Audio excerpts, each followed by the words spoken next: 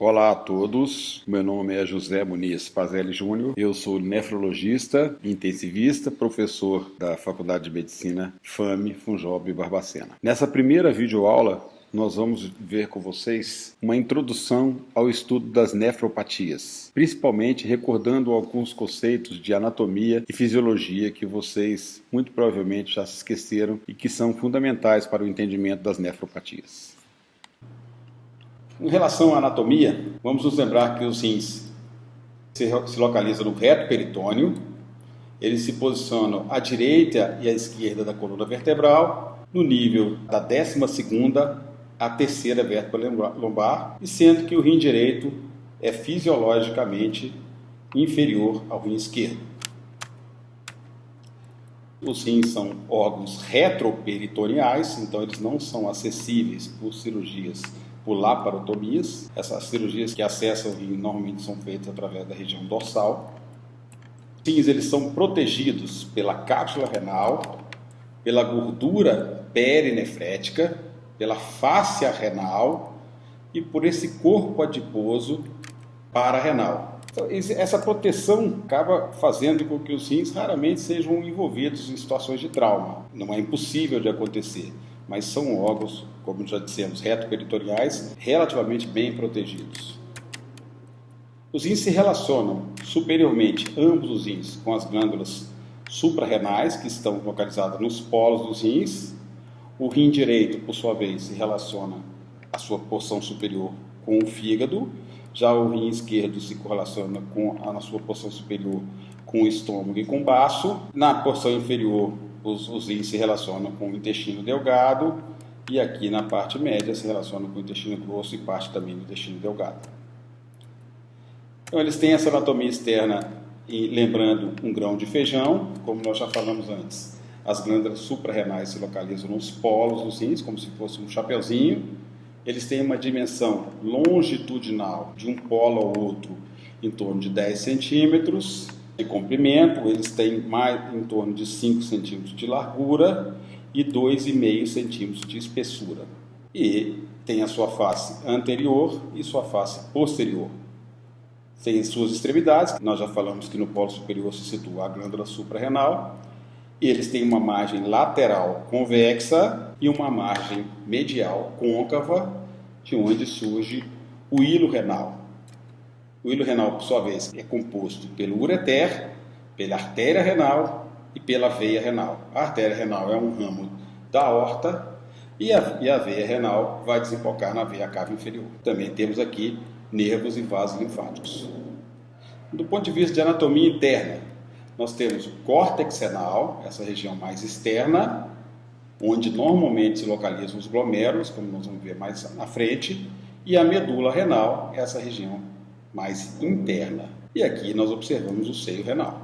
Nós temos o córtex renal, que é composto pelas colunas de Bertin, que se situam entre as medulas renais, que são essas pirâmides. Os glomérulos se situam principalmente no córtex e os túbulos se situam principalmente nas medulas. Aqui as pirâmides renais, nós temos aqui a papila renal, onde os túbulos coletores desembocam no seio renal, que são nos cálices menores, que por sua vez originam o cálice maior, e a pelve renal. Em relação à vascularização renal, vamos nos lembrar então que a artéria renal é um ramo da aorta, e que os rins recebem cerca de 1/4 a 1/5 do débito cardíaco, de todo o sangue que foi injetado pelo ventrículo esquerdo. E as artérias renais, por sua vez, elas se dividem nas artérias interlobares. Essas artérias interlobares dão origem às artérias arqueadas, que dão origem às artérias interlobulares, e as artérias interlobulares originam as arteríolas aferentes, que vão originar os capilares glomerulares, que são parte do glomérulo, como nós vamos ver um pouco à frente, e que, por sua vez, dão origem às arteríolas eferentes, essas aos capilares peritubulares e às veias de calibre crescente na ordem inversa. Lembrar também que as arteríolas eferentes vão dar origem às vasas rectas, que vão irrigar a medula renal. A medula renal, nós vamos ver principalmente na frente, na aula de lesão renal aguda, é uma região menos vascularizada, com a menor vascularização em relação ao córtex renal. O néfron é a unidade morfofuncional do rim, ele é composto pelo glomérulo, aqui a gente vê a arteríola aferente, formando os capilares glomerulares, revestida pela cápsula de Bowman, e depois esses capilares dando origem à arteríola eferente. Daqui, da cápsula de Bowman, surge o túbulo contornado proximal, a alça de Henle, o túbulo contornado distal e os túbulos coletores. Nós nascemos com aproximadamente 1 milhão de néfrons em cada rim e faz parte do processo de envelhecimento que nós percamos alguns desses néfrons no decorrer da vida. Ou seja, o indivíduo mais idoso normalmente tem uma taxa de filtração glomerular global menor do que o indivíduo jovem. Então, mais uma vez, observando aqui a estrutura do néfron, com os capilares peritubulares, cápsula de Bowman, túbulo contornado proximal, alça de Henle, contornado distal e túbulo coletor. Dentro da cápsula de Bowman acontece o processo de filtração glomerular. Um adulto normal com 70 quilos forma cerca de 120 a 180 litros de plasma que são filtrados por dia, isso formando essa quantidade de ultrafiltrado, em torno de 180 litros de ultrafiltrado. Ou seja, todo o plasma de uma pessoa normal é filtrado cerca de 60 vezes por dia pelos rins, mas nós sabemos que a excreção normal de urina é em torno de 1,5 litro de urina dia. Ou seja, o que acontece com os restantes, com esses 178,5 litros de ultrafiltrado que se formam aqui na cápsula de Bowman? São manuseados, absorvidos pelos túbulos renais. Aqui nós estamos observando a estrutura de uma fotomicroscopia eletrônica da arteríola aferente, formando os capilares glomerulares e dando origem à arteríola eferente, e aqui mostrando a barreira de filtração do glomérulo. Aqui nós estamos vendo a face exterior do glomérulo, e que ele é revestido pelos podócitos, que são essas células que dão origem às pedicélulas dos podócitos, e aqui as zonas de filtração entre as pedicélulas. Então, como nós já dissemos, a imensa maioria desse ultrafiltrado que é formado aqui é reabsorvido pelos túbulos renais. E no final nós vamos urinar aí em torno de 1,5 a 2 litros por dia. Os túbulos proximais reabsorvem a maior parte desse líquido e desse sódio, cerca de 65% do líquido e do sódio que nasce lá na cápsula de Bowman. Isso acontece através da reabsorção ativa de sódio pela enamase, camase, ATPase. E existe também a reabsorção de ânions, principalmente de bicarbonato na porção inicial e de cloro na porção mais distal dos túbulos proximais. Aqui também acontece a absorção de glicose, de fosfato, ácido úrico e de aminoácidos. Aqui também existe a secreção de creatinina, a secreção de ácido úrico de muitos medicamentos. E é o sítio de ação dos inibidores da anidrase carbônica. A alça de Henle, por sua vez, ela reabsorve cerca de 25% do sódio filtrado e é o sítio de ação dos diuréticos de alça. Como é que acontece essa reabsorção? Através de um mecanismo contracorrente. Essa parte inicial da alça de Henle ela é altamente permeável à água e impermeável ao sódio. Por outro lado, a face ascendente, a espessa da alça de Henle, ela é impermeável à água e ela absorve ativamente sódio aqui, fazendo com que o interstício aqui dessa região seja altamente rico em sódio, promovendo então a passagem de água na parte descendente fina da alça de Henle para o intestino, reabsorvendo sódio e água então. Os túbulos distais, eles reabsorvem cerca de 5% do sódio filtrado, eles têm carreadores de sódio e cloro na membrana luminal, e são o sítio de ação dos diuréticos tiazídicos. Também aqui ocorre a reabsorção de cálcio mediada pelo paratormônio e eles originam a parte tubular do aparelho justaglomerular, que é chamado de mácula densa. Mais à frente nós vamos ver melhor as funções do aparelho justaglomerular. O coletor, juntamente com o túbulo contornado distal, ele é responsável pelo ajuste fino da reabsorção e secreção tubular. É aqui que atua a aldosterona, que promove uma reabsorção eletrogênica de sódio em troca da secreção de potássio e de hidrogênio. Aqui também no tubo coletor é onde age o hormônio antidiurético. Nós devemos nos lembrar que o intestino renal é altamente rico em sódio que foi reabsorvido intensamente nos segmentos anteriores do néfron.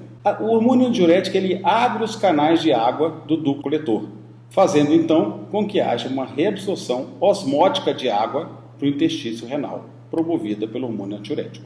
Em relação à fisiologia renal, algumas funções são muito clássicas e outras, às vezes, são esquecidas. A função mais conhecida do rim é a manutenção do volume e da composição química dos líquidos corporais.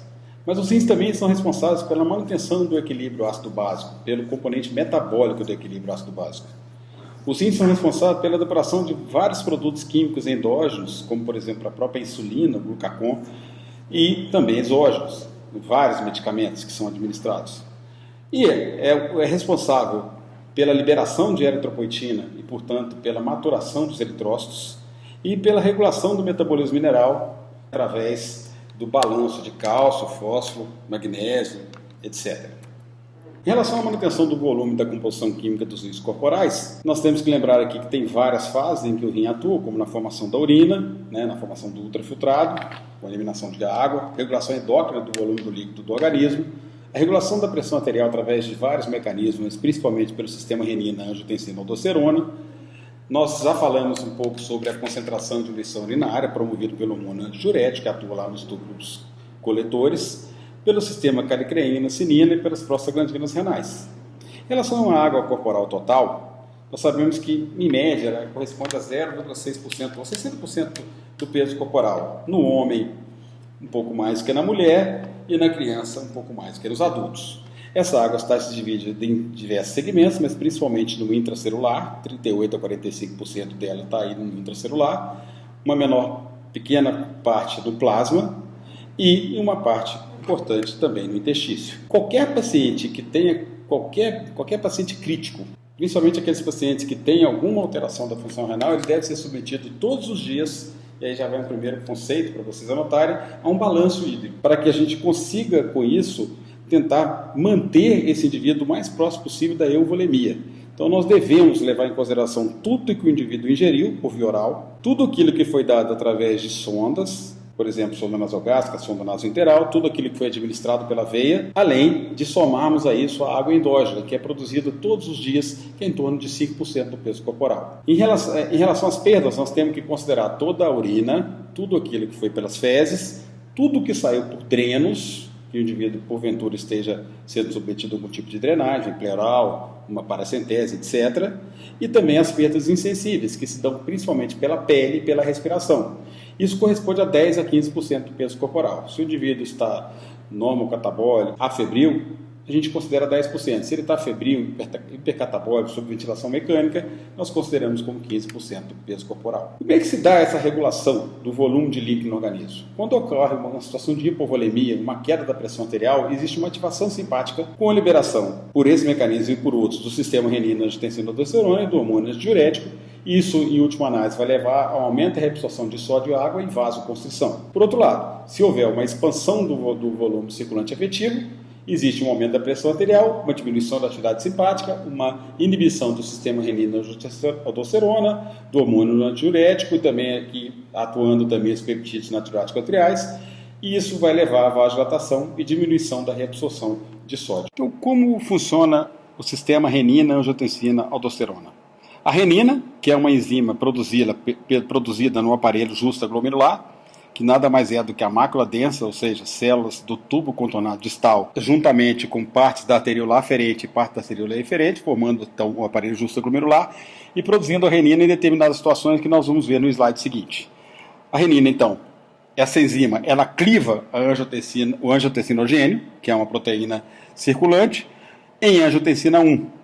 A angiotensina U, por sua vez, sofre a ação de uma outra enzima, a enzima de conversão da angiotensina, presente em vários tecidos, sendo transformada em angiotensina 2, que é a fórmula biologicamente ativa. Essa, por sua vez, leva a vasoconstrição generalizada, no rim causa uma vasoconstrição preferencial na arteríola eferente, aumentando assim a taxa de filtração glomerular, leva à secreção de aldosterona, leva à retenção hidrossalina, à remodelação celular, etc. Nós temos dois grandes grupos de drogas que agem em cima desses sistemas. Os inibidores da enzima de conversão, que agem, obviamente, inibindo a enzima de conversão, como o nome diz, e temos aí o lisinopril, o captopril, o enalapril. e várias outras drogas desse grupo. E os bloqueadores de receptor de angiotensina, que é o losartan, candesartan, valsartan, etc., que bloqueiam diretamente os receptores. Ainda temos uma outra droga que atua nesse eixo, são os inibidores de renina. O exemplo clássico é o oxireno, mas o seu uso não é tão difundido quanto os IECAs e os BRCA. E o que leva à liberação de renina? Quais são os estímulos? Basicamente, 3 grupos de estímulos. A renina pode ser mediada por vários receptores que estão nas células justaglomerulares, encontrados ali na parede da arteríola aferente, sempre que ocorrer uma queda da pressão de perfusão. Então, se cair, por exemplo, a pressão de perfusão no rim, isso vai ser sentido lá no aparelho justaglomerular e vai levar à liberação de renina para tentar aumentar a pressão de perfusão renal. Também pode ser liberada por células da mácula densa, que são células do tubo coletor distal, como nós já colocamos, sempre que houver uma diminuição do fluxo de íons de cloreto de sódio ali, nessa região, então fazendo com que haja também a liberação de renina, procurando assim aumentar a reabsorção de sódio e água. Ou pelos adrenoreceptores beta-1 das células justaglomerulares quando há estimulação simpática. Então são esses 3 estímulos que levam à liberação de renina. Basicamente, são 4 os mecanismos básicos que mantêm a taxa de filtração glomerular nos rins. O primeiro deles é a vasoconstrição da arteríola eferente, que é mediada pela renina, e em última análise pela angiotensina 2. Nós já falamos sobre isso. Quando ocorre uma diminuição da pressão de perfusão no rim, o aparelho justaglomerular libera a renina, por sua vez, leva à formação final de angiotensina 2, que é um potente vasoconstritor, mas no rim ele causa uma vasoconstrição, principalmente na arteríola eferente, aumentando então a taxa de filtração glomerular e mantendo assim a taxa de filtração glomerular constante, mesmo numa situação de baixa perfusão. Vasodilatação da arteríola aferente. Isso é mediado por substâncias vasodilatadoras, como por exemplo as prostaglandinas e o óxido nítrico. O feedback túbulo-glomerular. Feedback túbulo-glomerular nada mais é do que um mecanismo que visa manter constante a concentração de íons cloreto na mácula densa. A mácula densa, nós já vimos, são células do início do túbulo contornado distal, que são parte do aparelho justaglomerular. Se ocorrer uma situação de baixa perfusão renal e os túbulos iniciais, o túbulo contornado proximal e alço reabsorverem muito sódio, vai cair a concentração de sódio na mácula densa, a mácula densa sentindo essa redução de sódio, leva à liberação de renina, a renina, por sua vez, leva à produção final de angiotensina 2, provocando, então, aumento da taxa de filtração glomerular, por aumento da reabsorção de sódio e água, por vasoconstrição generalizada e por aumento da liberação da constrição da arteríola eferente, aumentando assim a taxa de filtração glomerular. E também pela retenção hidrossalina mediada pela aldosterona, que por sua vez também participa do eixo renina-angiotensina-aldosterona. Uma das também funções primordiais dos rins é a manutenção do equilíbrio ácido-básico. Nós sabemos que, num dado momento, o pH do sangue ele é diretamente proporcional à concentração de PCO2 e, portanto, de ácido carbônico, H2CO3, e inversamente proporcional à concentração de bicarbonato. A concentração de PCO2, por sua vez, é regulada pela ventilação alveolar, ou seja, isso depende dos pulmões e do centro respiratório. Os rins agem no componente metabólico dessa equação, aumentando ou reduzindo a excreção de bicarbonato. Então, portanto, numa situação de insuficiência renal, é muito comum que tenhamos acidose.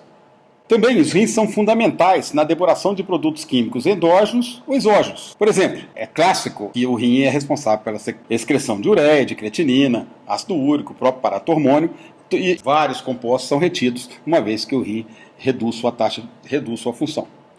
O rim também é responsável pela detoxicação e eliminação de toxinas, drogas e metabólitos. É fundamental, então, que nós saibamos qual é a função renal de um paciente ao administrar uma droga que tem eliminação renal. Então, todas as vezes que formos administrar uma droga que tem eliminação renal, nós devemos ajustá-la ou, às vezes, devemos contraindicá-la num paciente que tem insuficiência renal. E, da mesma forma, o rim é responsável pela degradação de hormônios endógenos, como, por exemplo, a insulina. É clássico que o paciente com diabetes, uma vez que vai perdendo função renal, também requer menores doses de insulina para o seu controle metabólico. Outra função primordial dos rins é a produção de eritropoetina. A eritropoetina é liberada todas as vezes que há uma queda da tensão de oxigênio no interstício renal. A eritropoetina, por sua vez, Uma vez liberada, ela atua na medula óssea, aumentando a maturação dos eritrócitos e, com isso, aumentando a massa de hemácias, que visa corrigir essa situação de hipóxia. Na insuficiência renal, obviamente, nós vamos ter anemia, principalmente secundário à eritropoetina, a qual nós podemos tratar através da reposição exógena de eritropoetina sintética. Uma outra função, muitas vezes esquecida dos rins, é o metabolismo mineral.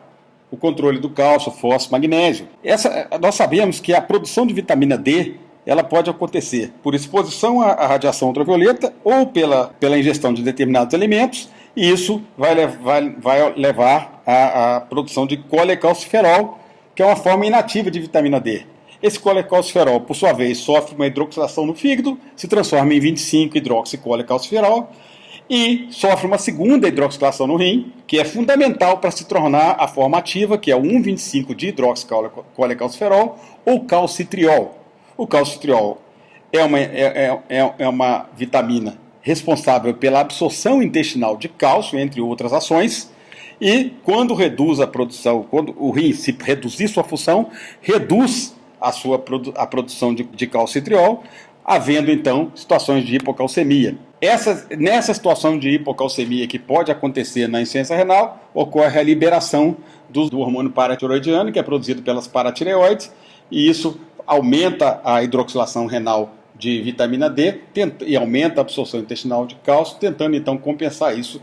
Mas no final das contas, isso é a base da doença osteometabólica que nós estudaremos com mais calma na aula de insuficiência renal crônica. Então, mais uma vez, através da exposição à radiação ultravioleta ou através da ingestão de determinados alimentos, como por exemplo salmão, a sardinha, a gema de ovo, essas formas então inativas de vitamina D sofrem uma primeira hidroxilação no fígado, formando o calcidiol, e posteriormente uma segunda hidroxilação nos rins, formando o calcitriol, que é a forma realmente ativa da vitamina D, que vai atuar principalmente no intestino, promovendo a absorção intestinal de cálcio. Aqui então nós terminamos essa primeira videoaula, onde nós relembramos na verdade, um pouco de anatomia e de fisiologia renal.